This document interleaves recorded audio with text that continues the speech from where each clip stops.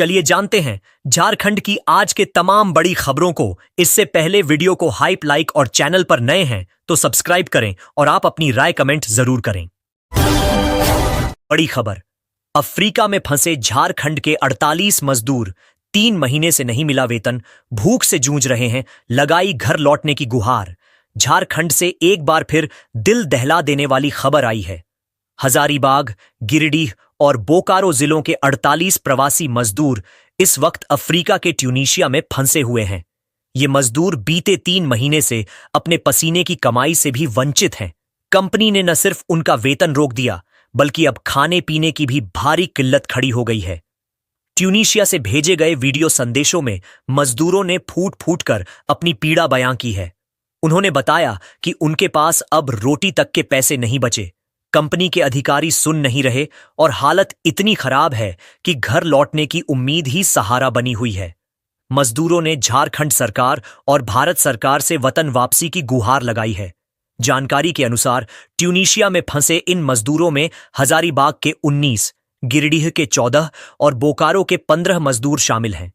सभी का कहना है कि कंपनी ने पासपोर्ट भी अपने कब्जे में रख लिया, जिससे वे बाहर भी नहीं जा सकते। गौरतलब है कि 6 महीने पहले साउथ अफ्रीका के नाइजर में भी झारखंड के 5 मजदूरों के अपहरण का मामला सामने आया था। बगोदर इलाके के संजय महतो, चंद्रिका महतो, राजू महतो, फलजीत महतो और उत्तम महतो का 25 अप्रैल 2025 को अपहरण हुआ था, जिनका आज तक कोई सुराग नहीं मिला। ऐसे में एक बार फिर झारखंड के मजदूरों की विदेश में सुरक्षा पर गंभीर सवाल खड़े हो रहे हैं। परिवारों का रो रो कर बुरा हाल है और सबकी एक ही मांग है, हमारे लोग सुरक्षित लौट आएं। अब नजरें राज्य और केंद्र सरकार पर टिकी हैं, जो इन मजदूरों की घर वापसी की आस जगाए हुए हैं। बड़ी खबर, 18 नवंबर से फिर भरेंगे मनिया योजना के नए फॉर्म। महिलाओं को मिलेगा 2500 रुपये का सम्मान। जानिए पूरी प्रक्रिया और जरूरी कागजात। झारखंड की महिलाओं के लिए राहत भरी खबर सामने आई है। राज्य सरकार ने घोषणा की है कि मनिया सम्मान योजना के लिए नई आवेदन प्रक्रिया 18 नवंबर से दोबारा शुरू की जाएगी। इस बार उन महिलाओं को भी आवेदन का मौका मिलेगा जो प्रमाण पत्रों की कमी या किसी अन्य कारण से अब तक आवेदन नहीं कर पाई थीं। राज्य सरकार के आपकी योजना, आपकी सरकार, आपके द्वार कार्यक्रम के दौरान मनिया योजना के लिए भी आवेदन स्वीकार किए जाएंगे। जो महिलाएं अब तक योजना का लाभ नहीं ले पाई हैं, वे कैंप या अपने नजदीकी ब्लॉक कार्यालय जाकर फॉर्म भर सकती हैं।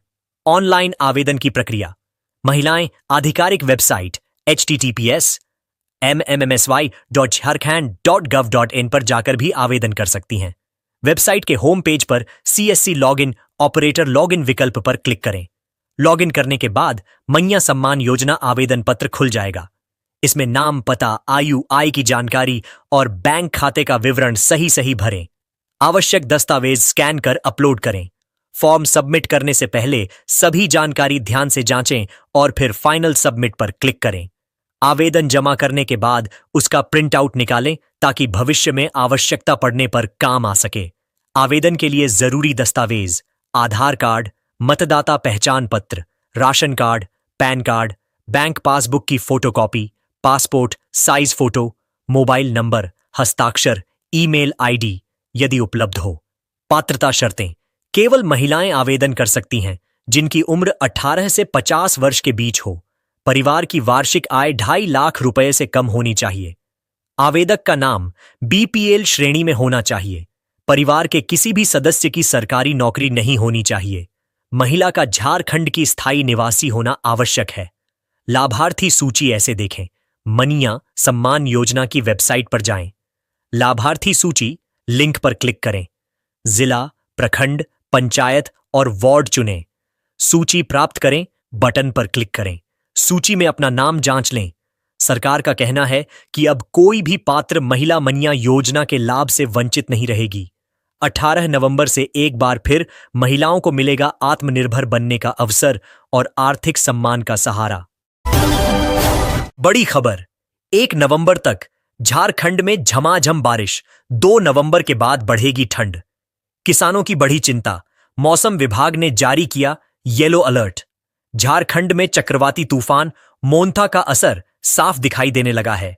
मौसम विज्ञान केंद्र रांची ने जानकारी दी है कि राज्य के कई जिलों में 1 नवंबर तक भारी बारिश की संभावना है। इसके लिए विभाग ने येलो अलर्ट जारी किया है। वहीं 2 नवंबर के बाद आसमान साफ होने और सर्दी बढ़ने के आसार जताए गए हैं। मौसम विभाग के अनुसार देवघर, दुमका, गिरिडीह, गोड्डा, जामताड़ा, पाकुड़ और साहिबगंज जिलों में शुक्रवार को कहीं कहीं भारी वर्षा हो सकती है। पिछले 24 घंटों में राज्य के अधिकांश इलाकों में हल्की से मध्यम बारिश दर्ज की गई है। वहीं पश्चिमी सिंहभूम के सोनुआ में सबसे अधिक 75 मिलीमीटर बारिश दर्ज की गई, जो राज्य में सबसे ज्यादा रही। 1 नवंबर की सुबह कोहरा और धुंध छा सकती है, जबकि दिन में आंशिक बादल रहने के आसार हैं। राज्य के पूर्वी हिस्सों में कुछ स्थानों पर मेघ गर्जन के साथ हल्की वर्षा की संभावना बनी हुई है। मौसम विज्ञानियों के अनुसार 2 नवंबर के बाद मौसम साफ होते ही रात के तापमान में गिरावट आने लगेगी। राजधानी रांची सहित कई जिलों में न्यूनतम तापमान 15 डिग्री सेल्सियस तक पहुंच सकता है। हिमालय में बर्फबारी शुरू होते ही झारखंड में ठंड और तेज होगी। मौसम विभाग का अनुमान है कि नवंबर के दूसरे सप्ताह से ठंड में तेजी आएगी और दिसंबर में कड़ाके की ठंड पड़ सकती है। लगातार बारिश से धान की फसल पर भी असर पड़ रहा है। यह समय धान की कटाई का होता है, लेकिन लगातार हो रही वर्षा से खेतों में पानी भर गया है और किसानों की चिंता बढ़ गई है। कृषि वैज्ञानिकों का कहना है कि यह बारिश पकी फसल के लिए नुकसानदेह है। जयनगर, कोडरमा कृषि विज्ञान केंद्र के विशेषज्ञों ने बताया कि बारिश से खेतों में खड़ी फसल झुक सकती है, जिससे अंकुरण का खतरा बढ़ जाता है। जिन किसानों ने फसल की कटाई कर ली है और खुले में रखी है, वहां भी नमी के कारण नुकसान की संभावना बनी हुई है। राजधानी रांची समेत कई इलाकों में मंगलवार दोपहर से जारी भारी बारिश ने जनजीवन अस्त व्यस्त कर दिया है। खेतों में पानी भरने से किसान परेशान हैं और अब सबकी नजरें 2 नवंबर के बाद ठंड के आगमन और मौसम के सुधार पर टिकी हैं। बड़ी खबर, साहिबगंज में यूको बैंक सीएसपी पॉइंट पर बड़ा फर्जीवाड़ा, खाताधारकों के पैसे गायब। ग्रामीणों ने की निष्पक्ष जांच और कार्रवाई की मांग। झारखंड बिहार सीमा से सटे साहिबगंज जिले के ईशीपुर थाना क्षेत्र में एक गंभीर बैंकिंग घोटाला सामने आया है। उपरबंधा चौक स्थित यूको बैंक सीएसपी केंद्र पर बड़े पैमाने पर धोखाधड़ी और फर्जी निकासी का मामला उजागर हुआ है। ग्रामीणों ने आरोप लगाया है कि सीएसपी संचालक के पति विमल पंडित ने बीते कुछ महीनों में करीब 2 दर्जन खाताधारकों के साथ ठगी की है। ग्रामीणों के अनुसार विमल पंडित अक्सर लोगों से बैलेंस चेक या खाता सत्यापन के नाम पर पासबुक या आधार कार्ड मांगता था और फिर गुपचुप तरीके से रकम निकाल लेता था। कई बार पीड़ितों को पैसे वापस लेने के लिए दिनों तक चक्कर काटने पड़ते थे। सूत्रों के मुताबिक इस तरह की शिकायतें पहले भी स्थानीय पुलिस और यूको बैंक की लिंक शाखा तक पहुंच चुकी हैं, लेकिन अब तक कोई ठोस कार्रवाई नहीं की गई। कई खाताधारकों ने व्यक्तिगत रूप से भी शिकायत दर्ज कराई थी, परंतु बैंक प्रबंधन ने मामले पर ध्यान नहीं दिया। ताजा घटना गुरुवार शाम की है। एक स्कूली छात्र अपना बैलेंस चेक कराने सीएसपी केंद्र गया था, जहां सीएसपी संचालक की जगह विमल पंडित मौजूद था। उसने छात्र के खाते से 5,000 रुपए की अनधिकृत निकासी कर ली और छात्र से कहा कि वह अगले दिन पासबुक लेकर आए। छात्र को पैसे निकालने की जानकारी तक नहीं दी गई। ग्रामीणों का कहना है कि इस क्षेत्र के अधिकांश खाते आदिवासी, पहाड़िया समुदाय और छात्रों के हैं और इसी सीएसपी केंद्र के माध्यम से खोले गए हैं, परंतु सुविधा के नाम पर खाताधारकों को ठगा जा रहा है। यह भी सामने आया है कि जिस व्यक्ति के नाम पर सीएसपी की आधिकारिक आईडी जारी हुई है, वास्तव में संचालन कोई और कर रहा है। इस घटना से पूरे इलाके में आक्रोश का माहौल है। ग्रामीणों ने बैंक प्रबंधन से निष्पक्ष जांच और कड़ी कार्रवाई की मांग की है। उनका कहना है कि यदि कार्रवाई नहीं की गई तो वे क्षेत्रीय प्रबंधक और उच्च अधिकारियों से लिखित शिकायत करेंगे। वहीं सामाजिक कार्यकर्ताओं ने भी इस पूरे प्रकरण की गंभीर जांच की मांग की है। उन्होंने कहा कि जिन खाताधारकों के साथ धोखाधड़ी हुई है, उनकी रकम तुरंत लौटाई जाए। घटनास्थल पर पहुंचे मीडिया कर्मियों ने जब विमल पंडित से सवाल पूछे तो उसने उलझन भरे और असंगत जवाब दिए। जब उससे कैश ट्रांजैक्शन के रिकॉर्ड या दस्तावेज दिखाने को कहा गया तो वह कोई संतोषजनक जवाब नहीं दे सका। अब सवाल यह है कि क्या बैंक प्रबंधन इस फर्जीवाड़े पर सख्त कार्रवाई करेगा या मामले को एक बार फिर ठंडे बस्ते में डाल दिया जाएगा। धनबाद प्रेम प्रसंग में युवक की पिटाई, ग्रामीणों ने मंदिर ले जाकर शादी कराने की मचाई मांग, पुलिस ने बचाया धनबाद जिले के बरवा अड्डा थाना क्षेत्र के तिलैया पंचायत में गुरुवार सुबह प्रेम प्रसंग को लेकर हंगामा मच गया। एक विवाहित महिला से मिलने पहुंचे युवक की ग्रामीणों ने जमकर पिटाई कर दी। पुलिस ने मौके पर पहुंचकर युवक को भीड़ से छुड़ाया और उसे घायल अवस्था में SNMMCH धनबाद में भर्ती कराया। जानकारी के अनुसार बहराकुदर बरोरा निवासी मनीष कुमार दास 26 का तिलैया पंचायत की 2 बच्चों की मां एक विवाहित महिला से प्रेम संबंध था। गुरुवार सुबह वह अपनी प्रेमिका से मिलने उसके घर पहुंचा, लेकिन ग्रामीणों को भनक लगते ही दर्जनों लोग वहां जुट गए। मनीष दीवार फांदकर भागने लगा, मगर लोगों ने पकड़ लिया और उसकी पिटाई की। ग्रामीणों ने गुस्से में युवक को गांव के मंदिर ले जाकर महिला से शादी कराने की मांग की। इसी दौरान पुलिस पहुंची और किसी तरह स्थिति को संभाल लिया। वहीं महिला के पति ने थाने में शिकायत दर्ज कराते हुए आरोप लगाया कि 2 युवक उसके घर पहुंचे और उसकी पत्नी से छेड़छाड़ करते हुए सोने की चेन और 20,000 रुपए लूट लिए। पुलिस का कहना है कि घटना प्रेम प्रसंग या लूटपाट में से किससे जुड़ी है, इसकी जांच की जा रही है। लोहरदगा के सत्य प्रकाश ने web series at bads of Bollywood में दिखाया दम, झारखंड का नाम किया रोशन। लोहरदगा झारखंड की धरती एक बार फिर गर्व से सराबोर है। लोहरदगा के होनहार युवा सत्य प्रकाश ने नेटफ्लिक्स पर रिलीज हुई चर्चित web series at bads of Bollywood में अपनी शानदार अदाकारी से देश भर में पहचान बनाई है। घर लौटने पर सत्य प्रकाश का राष्ट्रीय तेली साहू महासंघ, विभिन्न सामाजिक और राजनीतिक संगठनों ने गर्मजोशी से स्वागत किया। लोगों ने उन्हें माला पहनाकर और बुके भेंट कर सम्मानित किया। सत्य प्रकाश ने इस सीरीज में आर्यन खान, शाहरुख खान के पुत्र, के निर्देशन में एक महत्वपूर्ण किरदार निभाया है। इससे पहले भी वे पंचायत और ग्राउंड जीरो जैसी चर्चित परियोजनाओं में अभिनेता इमरान हाशमी के साथ नजर आ चुके हैं। पेशे से कंप्यूटर इंजीनियर सत्य प्रकाश लोहरदगा के समाज सेवी और सेवानिवृत्त फौजी डॉ.टी. साहू के पुत्र हैं। उनकी उपलब्धि से परिवार, जिले और पूरे झारखंड में खुशी की लहर है। लोगों का कहना है कि सत्य प्रकाश ने अपनी मेहनत और लगन से राज्य का नाम रोशन किया है। वे युवाओं के लिए प्रेरणा स्रोत बन गए हैं। सारंडा आईडी ब्लास्ट में घायल सीआरपीएफ इंस्पेक्टर कौशल मिश्रा शहीद, दिल्ली एम्स में तोड़ा दम। पश्चिमी सिंहभूम के सारंडा जंगल में 10 अक्टूबर को नक्सलियों द्वारा किए गए आईडी विस्फोट में गंभीर रूप से घायल हुए सीआरपीएफ इंस्पेक्टर कौशल कुमार मिश्रा का निधन हो गया। उन्होंने गुरुवार सुबह दिल्ली एम्स में अंतिम सांस ली। पिछले कई दिनों से उनकी स्थिति नाजुक बनी हुई थी। जिला पुलिस अधीक्षक अमित रेणु ने बताया कि शहीद कौशल कुमार मिश्रा सीआरपीएफ की 60वीं बटालियन में तैनात थे और नक्सल विरोधी अभियान का नेतृत्व कर रहे थे। 10 अक्टूबर को जराइकेला थाना क्षेत्र के समट्ठा और बाबूडेरा जंगल में सर्च ऑपरेशन के दौरान नक्सलियों ने आईडी ब्लास्ट कर दिया था। विस्फोट में इंस्पेक्टर मिश्रा के बाएं पैर में गंभीर चोटें आई थीं। घटना के बाद उन्हें पहले राउरकेला, फिर रांची और बाद में दिल्ली एम्स एयरलिफ्ट कर भेजा गया था, जहां 11 अक्टूबर से उनका इलाज चल रहा था। लेकिन लगातार प्रयासों के बावजूद 30 अक्टूबर की सुबह उन्होंने दम तोड़ दिया। इंस्पेक्टर कौशल कुमार मिश्रा मूल रूप से बिहार के समस्तीपुर जिले के रहीमपुर गांव के निवासी थे। दिल्ली से उनका पार्थिव शरीर वायु मार्ग से दरभंगा लाया गया, जहां से सड़क मार्ग से उनके पैतृक गांव भेजा जाएगा। उसी आईडी विस्फोट में उनके साथ सब इंस्पेक्टर रामकृष्ण गागराई और हवलदार महेंद्र लस्कर भी घायल हुए थे। हवलदार महेंद्र लस्कर की 11 अक्टूबर को इलाज के दौरान मौत हो गई थी, जबकि रामकृष्ण गागराई, जो जामुमो विधायक दशरथ गागराई के भाई हैं, अब भी अस्पताल में इलाजरत हैं।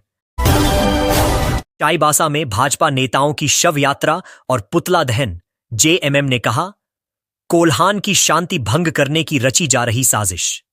पश्चिमी सिंहभूम जिले के चाईबासा में गुरुवार को झारखंड मुक्ति मोर्चा जेएमएम ने भाजपा पर कोल्हान की शांति भंग करने का आरोप लगाते हुए जोरदार विरोध प्रदर्शन किया।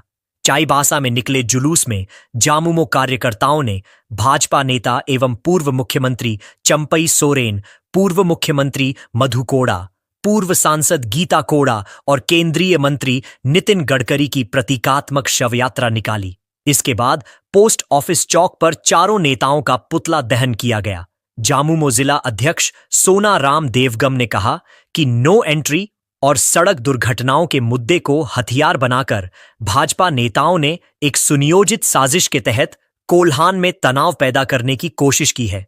उन्होंने आरोप लगाया कि भाजपा, राज्य सरकार और मंत्री दीपक बिरुआ की छवि धूमिल कर घाटशिला उपचुनाव में राजनीतिक लाभ उठाने की फिराक में है।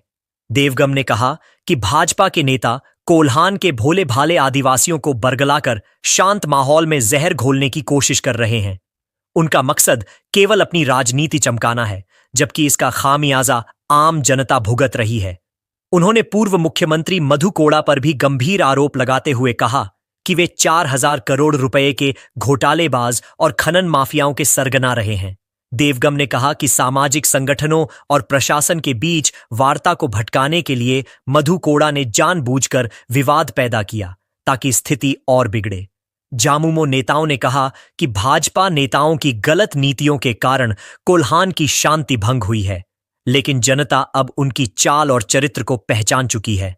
उन्होंने कहा कि मुख्यमंत्री हेमंत सोरेन और मंत्री दीपक बिरुआ हमेशा से आदिवासियों और मूलवासियों के अधिकारों के प्रति संवेदनशील रहे हैं। पार्टी ने कोल्हान के लोगों से अपील की कि वे भाजपा के बहकावे और अफवाहों से दूर रहें। इस विरोध प्रदर्शन में झामुमो के सैकड़ों कार्यकर्ता और ग्रामीण शामिल थे। जुलूस घंटाघर से शुरू होकर आम्रपाली होटल होते हुए पोस्ट ऑफिस चौक तक पहुंचा, जहां भाजपा नेताओं के पुतले जलाए गए। कार्यक्रम में जिला सचिव राहुल आदित्य, प्रवक्ता बुद्धराम लागुरी, दीपक प्रधान, इकबाल अहमद, विश्वनाथ बाड़ा, नारायण तुबिद, दिनेश तुंबलिया, मन्ना राम कुदादा, राजीव हांसदा, विकास गुप्ता, रानी बारी, मोनिका बोईपाई, बसंती सुंडी, शीला जामुदा, जस्मीन और प्रमिला पिंगुआ समेत बड़ी संख्या में कार्यकर्ता मौजूद थे।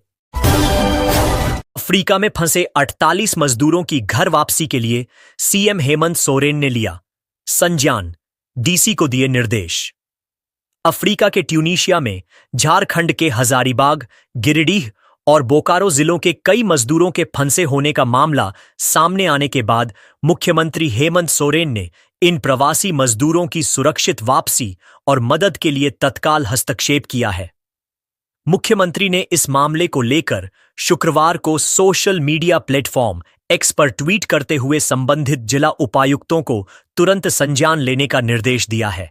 अपने ट्वीट में मुख्यमंत्री ने लिखा, उक्त मामले की जांच एवं श्रम विभाग के साथ समन्वय बनाकर प्रवासी भाइयों की मदद हेतु कार्रवाई कर सूचित करें। सीएम सोरेन ने हजारीबाग, गिरिडीह और बोकारो जिलों के उपायुक्तों को सीधे टैग किया है, ताकि इस संवेदनशील मुद्दे पर बिना किसी देरी के त्वरित कार्रवाई सुनिश्चित की जा सके। उन्होंने अपने ट्वीट में लिखा, आई बोकारो डीसी, आडीसी हजारीबाग, आ गिरिडीह एचडीसी, उक्त मामले की जांच एवं श्रम विभाग के साथ समन्वय बनाकर प्रवासी भाइयों की मदद हेतु कार्रवाई कर सूचित करें। इंडियन टूनीजिया, कृपया मदद करें। एएसपीवाई अडावगौडा एमिग्रेंट सेल जेएच। आपको बता दें कि झारखंड के हजारीबाग, गिरिडीह और बोकारो जिलों के कुल 48 प्रवासी मजदूर अफ्रीका के ट्यूनीशिया में फंसे हुए हैं।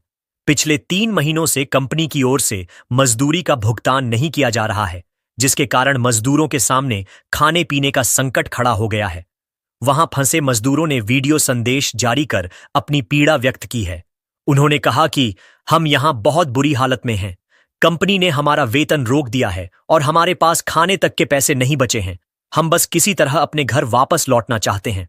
इस गंभीर स्थिति को देखते हुए मुख्यमंत्री हेमंत सोरेन ने मामले पर तत्काल हस्तक्षेप करते हुए मजदूरों की सुरक्षित वापसी और सहायता सुनिश्चित करने के निर्देश दिए हैं। झारखंड के 5 आईपीएस अधिकारियों का केंद्रीय गृह मंत्री दक्षता पदक 2025 के लिए चयन। झारखंड पुलिस के लिए गर्व का क्षण है। राज्य के 5 वरिष्ठ आईपीएस अधिकारियों का चयन केंद्रीय गृह मंत्री दक्षता पदक 2025 के लिए किया गया है। यह प्रतिष्ठित सम्मान उन्हें विशेष अभियानों और अनुसंधान कार्यों में उत्कृष्ट प्रदर्शन के लिए प्रदान किया जाएगा। जारी सूची के क्रमांक 314 में जिन अधिकारियों के नाम शामिल हैं वे हैं वरिष्ठ आईपीएस एवं आईजी होमकर अमूल वेणुकांत, अभियान, आईजी माइकल राज, आईपीएस इंद्रजीत मेहता, आईपीएस सुरेंद्र झा और आईपीएस मनोज स्वर्गियरी। इनमें से आईपीएस मनोज स्वर्गियरी को यह सम्मान बोकारो जिले में नक्सल विरोधी विशेष अभियान के दौरान उल्लेखनीय सफलता प्राप्त करने के लिए दिया जा रहा है।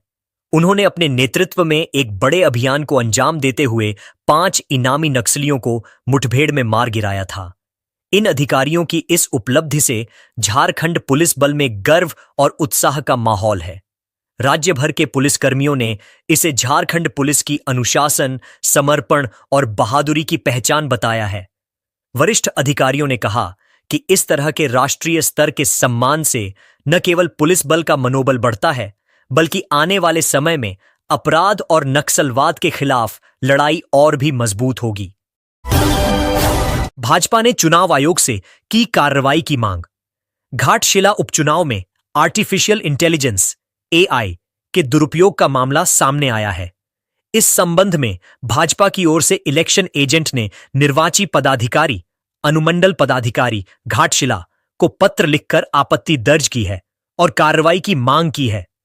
भाजपा का आरोप है कि जामुमो कार्यकर्ताओं द्वारा एआई का अवैध प्रयोग कर भाजपा प्रत्याशी बाबूलाल सोरेन की छवि को नुकसान पहुंचाने की कोशिश की जा रही है।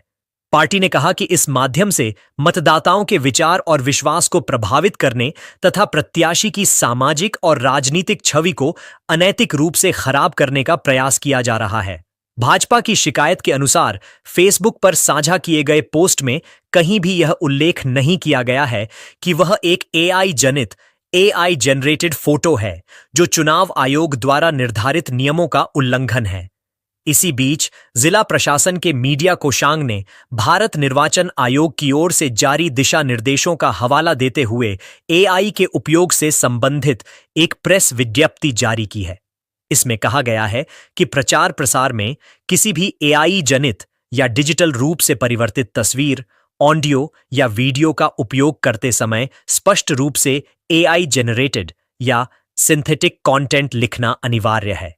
यह घोषणा दृश्य सामग्री में कम से कम 10% हिस्से में स्पष्ट रूप से दिखाई देनी चाहिए। वहीं ऑडियो सामग्री के मामले में यह घोषणा प्रारंभिक 10% हिस्से में बोली जानी चाहिए। निर्देशों के अनुसार ऐसी सामग्री में निर्माता या जिम्मेदार संस्था का नाम बताना भी आवश्यक है। किसी व्यक्ति की पहचान, आवाज या रूप को भ्रामक तरीके से प्रस्तुत करने पर पूर्ण प्रतिबंध है। इसके अलावा यदि किसी आधिकारिक हैंडल पर नियमों का उल्लंघन करने वाली या आपत्तिजनक सामग्री पाई जाती है, तो उसे 3 घंटे के भीतर हटाना अनिवार्य है। निर्वाचन आयोग के दिशा निर्देशों के तहत राजनीतिक दलों को सभी एआई जनित सामग्रियों का रिकॉर्ड सुरक्षित रखना होगा, जिसमें निर्माता का विवरण और टाइम स्टैंप शामिल रहेगा, ताकि आवश्यक होने पर सत्यापन किया जा सके। साथ ही किसी भी प्रचार सामग्री को प्रसारित करने से पहले एमसीएमसी कोषांग से प्रमाणीकरण कराना भी अनिवार्य है। पाकुड़ में उपायुक्त ने वीएलआई कर्मियों को दिए सख्त निर्देश, फर्जी आधार पंजीकरण पर होगी कार्रवाई। पाकुड़ में शुक्रवार को समाहरणालय सभागार में आयोजित बैठक के दौरान उपायुक्त मनीष कुमार ने सभी वीएलआई कर्मियों को सख्त निर्देश दिए कि किसी भी परिस्थिति में फर्जी आधार कार्ड तैयार न किया जाए और किसी अन्य व्यक्ति की पहचान पर गलत आधार पंजीकरण नहीं होना चाहिए। उपायुक्त ने स्पष्ट कहा कि इस प्रकार की गतिविधियों में शामिल पाए जाने वाले कर्मियों पर सख्त कार्रवाई की जाएगी, जिसमें एफआईआर दर्ज करने की प्रक्रिया भी शामिल होगी। उन्होंने निर्देश दिया कि आधार केंद्रों पर बायोमेट्रिक सत्यापन, दस्तावेजों की सघन जांच और लाभुकों की पहचान की पुष्टि हर हाल में की जानी चाहिए। साथ ही सभी केंद्रों को पंजीकरण रजिस्टर का अद्यतन रखरखाव सुनिश्चित करने और आधार कार्य से संबंधित सभी दिशा निर्देशों का पालन करने का निर्देश दिया गया। उपायुक्त ने कहा कि आधार नामांकन केंद्रों का औचक निरीक्षण नियमित रूप से किया जाएगा और किसी भी प्रकार की अनियमितता पाए जाने पर नियमानुसार कार्रवाई की जाएगी। पाकुड़, अवैध खनन और परिवहन रोकने को लेकर चला विशेष जांच अभियान, 19 वाहनों पर की गई कार्रवाई। पाकुड़ जिले में उपायुक्त मनीष कुमार और पुलिस अधीक्षक निधि द्विवेदी के निर्देशानुसार गुरुवार देर रात अवैध खनन और परिवहन पर रोकथाम के लिए विशेष संयुक्त वाहन जांच अभियान चलाया गया। अभियान का नेतृत्व जिला परिवहन पदाधिकारी मिथिलेश चौधरी, जिला खनन पदाधिकारी राजेश कुमार, अनुमंडल पुलिस पदाधिकारी महेशपुर विजय कुमार और खनन निरीक्षक सुबोध कुमार सिंह ने संयुक्त रूप से किया। जांच के दौरान पाकुड़ नगर क्षेत्र, कोयला रोड चौक, शिवताला, शहरग्राम चौक, डांगापाड़ा और कोयला रोड मार्ग पर परिचालित सभी भारी वाहनों की गहन जांच की गई। इस दौरान माइनिंग चालान, ओवरलोडिंग, तिरपाल की स्थिति, फिटनेस प्रमाण पत्र और अन्य आवश्यक दस्तावेजों की समीक्षा की गई। अभियान में कुल 30 से 35 भारी वाहनों की जांच की गई, जिनमें से 19 वाहनों में विभिन्न प्रकार की अनियमितताएं पाई गईं। संबंधित वाहनों पर दंडात्मक कार्रवाई की प्रक्रिया शुरू की गई है और नियमों का उल्लंघन करने वाले वाहन मालिकों से जुर्माना वसूला जा रहा है। उपायुक्त मनीष कुमार ने कहा कि अवैध खनन, भंडारण और परिवहन के खिलाफ जिला प्रशासन की कार्रवाई निरंतर और सख्ती से जारी रहेगी। उन्होंने निर्देश दिया कि रात्रिकालीन जांच नियमित रूप से जारी रखी जाए ताकि अवैध गतिविधियों पर पूर्ण नियंत्रण सुनिश्चित किया जा सके। जेएसएससी सीजीएल कथित पेपर लीक मामले में अब 3 नवंबर को होगी सुनवाई, सरकार ने कहा। अब तक लीक के साक्ष्य नहीं। जेएसएससी सीजीएल परीक्षा में कथित पेपर लीक मामले पर शुक्रवार को झारखंड हाईकोर्ट में सुनवाई हुई। मुख्य न्यायाधीश तरलोक सिंह चौहान की अध्यक्षता वाली खंडपीठ ने सुनवाई के दौरान पूर्व में पारित अंतरिम आदेश को बरकरार रखने का निर्देश दिया। अब इस मामले की अगली सुनवाई 3 नवंबर को होगी। सरकार की ओर से महाधिवक्ता राजीव रंजन ने अदालत को बताया कि अब तक की जांच में प्रश्न पत्र लीक होने के कोई ठोस सबूत नहीं मिले हैं। उन्होंने कहा कि सीआईडी जांच में भी पेपर लीक का कोई प्रमाण नहीं मिला है। महाधिवक्ता ने यह भी कहा कि पिछले वर्षों के कुछ प्रश्न दोहराए गए हैं, लेकिन इसे पेपर लीक नहीं कहा जा सकता। कई तथाकथित गेस क्वेश्चन को गलत तरीके से लीक का रूप दे दिया गया है। उन्होंने बताया कि इस मामले में संतोष मस्ताना नामक व्यक्ति से पूछताछ की गई, लेकिन उससे भी प्रश्नपत्र लीक की कोई पुष्टि नहीं हुई। वहीं आज की सुनवाई में हस्तक्षेपकर्ता की ओर से भी पक्ष रखा गया। जेएसएससी की ओर से अधिवक्ता संजय पिपरावाल और अधिवक्ता प्रिंस कुमार अदालत में उपस्थित रहे। यह जनहित याचिका प्रकाश कुमार एवं अन्य ने दायर की है, जिसमें मांग की गई है कि सीजीएल परीक्षा रद्द की जाए और पूरे मामले की जांच सीबीआई से कराई जाए। याचिकाकर्ताओं ने आरोप लगाया है कि परीक्षा में पेपर लीक, प्रश्नपत्र की सील खुलने और बड़ी संख्या में पुराने प्रश्न दोहराने जैसी गंभीर अनियमितताएं हुई हैं। मोंथा चक्रवात का असर, हजारीबाग में किसानों को बारिश ने पहुंचाया नुकसान, आलू की फसल पूरी तरह बर्बाद। मोंथा चक्रवात के प्रभाव से हजारीबाग जिले में लगातार हो रही बेमौसम बारिश ने किसानों की कमर तोड़ दी है। इस अनियमित बारिश से आलू की खेती पूरी तरह से चौपट हो गई है। खेतों में पानी भर जाने से तैयार फसल सड़ने लगी है, जिससे किसानों को लाखों रुपये का नुकसान झेलना पड़ रहा है। इस बार पहले ही लगातार बारिश के कारण आलू की खेती प्रभावित हुई थी। अब दोबारा हुई बेमौसम बारिश ने उन किसानों की उम्मीदें भी तोड़ दी हैं, जिन्होंने किसी तरह कुछ आलू की फसल तैयार की थी। खेतों में पानी भर जाने से आलू सड़ गए हैं और उपज पूरी तरह से खराब हो गई है। किसान राजू कुमार ने बताया कि इस बार की बारिश ने पूरी मेहनत पर पानी फेर दिया है। उनका कहना है कि जो थोड़ी बहुत उपज बची भी है, उसे किसान मजबूरी में कम दामों पर बेच रहे हैं। बारिश के कारण आलू की आपूर्ति घटने से बाजार में इसके दाम बढ़ने की संभावना भी जताई जा रही है। किसानों का कहना है कि उन्होंने कर्ज लेकर आलू की खेती की थी, लेकिन फसल बर्बाद होने से अब वे आर्थिक संकट में हैं। किसानों ने राज्य सरकार से फसल की बर्बादी पर उचित मुआवजा देने की मांग की है, ताकि वे दोबारा खेती शुरू कर सकें और कर्ज के बोझ से उबर सकें। मोंथा चक्रवात के कारण हुई बेमौसम बारिश ने हजारीबाग जिले के किसानों को गहरी चोट दी है। अब किसानों की एक ही उम्मीद है कि सरकार उनकी इस मुश्किल घड़ी में मदद करे और नुकसान की भरपाई के लिए राहत पैकेज की घोषणा करे। हेमंत सोरेन विधायक ममता देवी के घर पहुंचे, उनके ससुर को दी श्रद्धांजलि।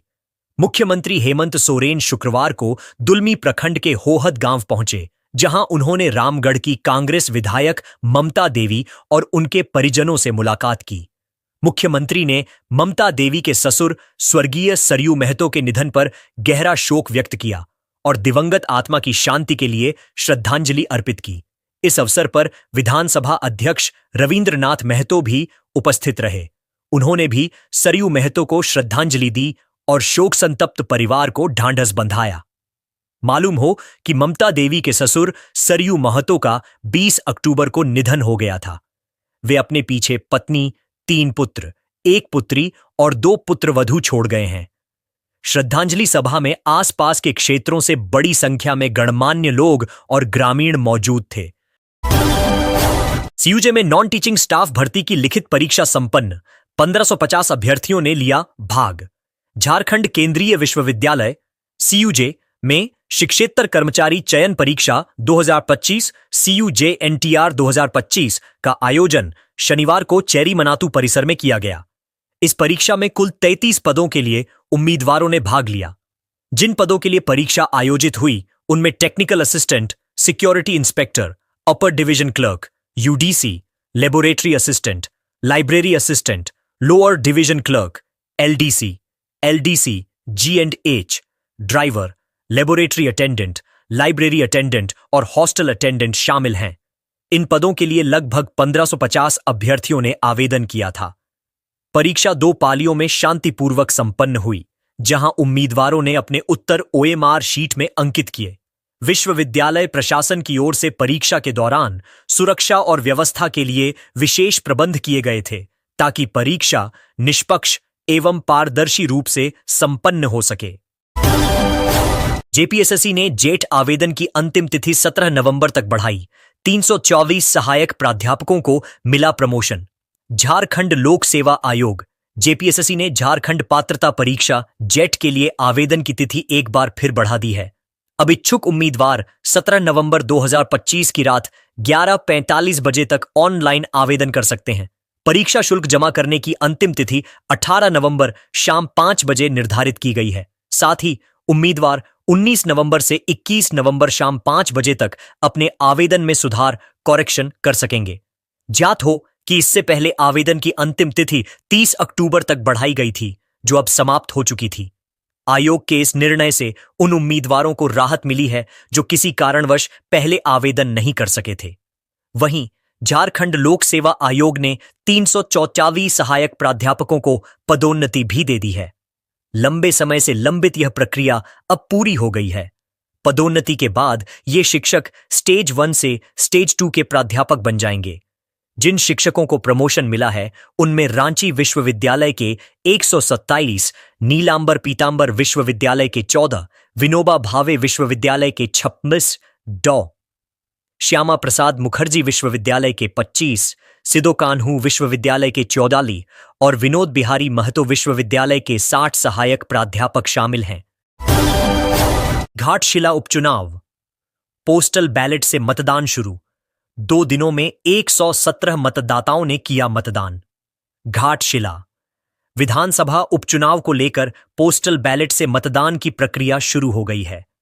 निर्वाचन कार्य में नियुक्त सरकारी कर्मचारियों के लिए महिला विश्वविद्यालय स्थित फैसिलिटेशन सेंटर पर मतदान कराया जा रहा है।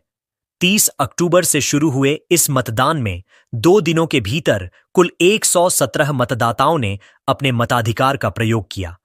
पहले दिन 56 और दूसरे दिन 61 कर्मचारियों ने मतदान किया। मतपत्र कोषांग से मिली जानकारी के अनुसार फैसिलिटेशन सेंटर पर 30 और 31 अक्टूबर, 3 और 4 नवंबर तथा 6 से 8 नवंबर तक सरकारी पदाधिकारी, कर्मचारी, चालक, कंडक्टर और वीडियोग्राफर पोस्टल बैलेट से मतदान करेंगे। आवश्यक सेवा प्रदाता एवीएस 5 से 11 नवंबर तक मतदान करेंगे, जबकि निर्वाची पदाधिकारी घाटशिला के कोषांग में प्रतिनियुक्त कर्मी 8 से 10 नवंबर तक मतदान करेंगे। इसके अलावा घाटशिला विधानसभा क्षेत्र में 85 वर्ष से अधिक आयु वाले और कम से कम 40% दिव्यांगता वाले मतदाताओं को भी पोस्टल बैलेट के माध्यम से मतदान की सुविधा दी जा रही है। इस क्रम में पहले चरण की होम वोटिंग 2 से 7 नवंबर तक और दूसरे चरण की वोटिंग 9 से 10 नवंबर तक होगी। इस दौरान निर्वाचन कर्मी मतदाताओं के घर जाकर मतदान प्रक्रिया पूरी कराएंगे।